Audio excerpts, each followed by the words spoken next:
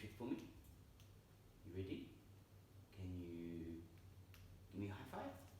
High five. Good girl. Good girl. Can you spin? Spin. Good girl. Can you speak? Speak. Good girl. And this is a tricky one. You ready? This is cinnamon, everyone. Ready? Sit. Flop. Roll over. No. Flop. Roll over. Sit. Flop. Roll over. Roll over. Oh, well, she tried. She's a good little girl. This is my doggy cinnamon. You want to come up? Yeah, come up. Come on. Come on. Wah. Here you go. Cinnamon. High five. Oh, she's crazy for treats. She loves them. Little Cinnamon, she loves little treats and she loves doing tricks. But you know what I love about Cinnamon? Is when she hears my voice, she's looking for more treats. When she hears my voice, she listens and she obeys.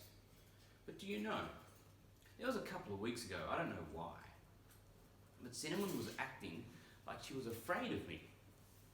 So I'd call her and she wouldn't come. And I'd go to pat her and her tail was down and she seemed scared. It's like she didn't trust me. It was kind of like her heart went hard towards me.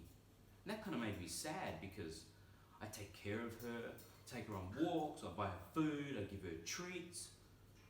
And so it kind of hurt and made me a little bit sad. And I also kind of thought, that's a bit silly. Why are you treating me like that? I didn't do anything wrong. And you know what? It kind of makes me think about our passage today in the book of Hebrews. So last week, when we looked at Hebrews, we looked at the verse which says, so, as the Holy Spirit says, today, if you hear his voice, do not harden your heart. And it was about today being the best day to listen to God. But today we're going a little bit further. It says, today, if you hear his voice, do not harden your heart.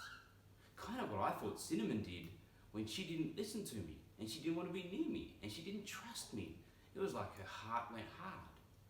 And it kind of makes me think about when we sometimes have a hard heart towards God. I wonder how that makes God feel. And what is it that makes us have a hard heart towards God?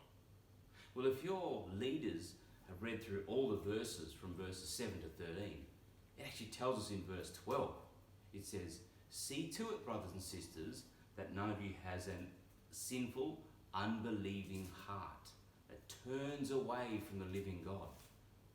So what is it? What is it that causes us to turn away from God? Well, it's a sinful, unbelieving heart. So what do we do? What do we do if we have a sinful, unbelieving heart, Cinnamon? Well, that's for you guys to discuss in your group. How do we have a sinful, unbelieving heart? Why do we have a sinful, unbelieving heart? And if we hear God's voice and it says, you have a sinful, unbelieving heart, what do we do?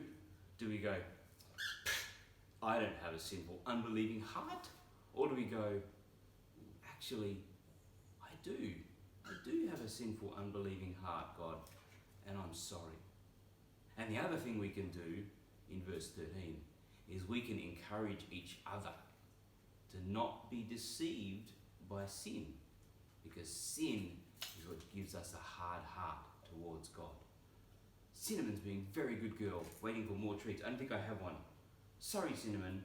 I'll let you guys go and have a discussion with your leaders, and you look at verses 7 to 13 and discuss what makes us hard-hearted towards God. When we hear his voice, how do we respond? For now, I'm going to go play with Cinnamon some more, or maybe just give her some more treats. So she's so cute, little doggy, cute little doggy. Bye.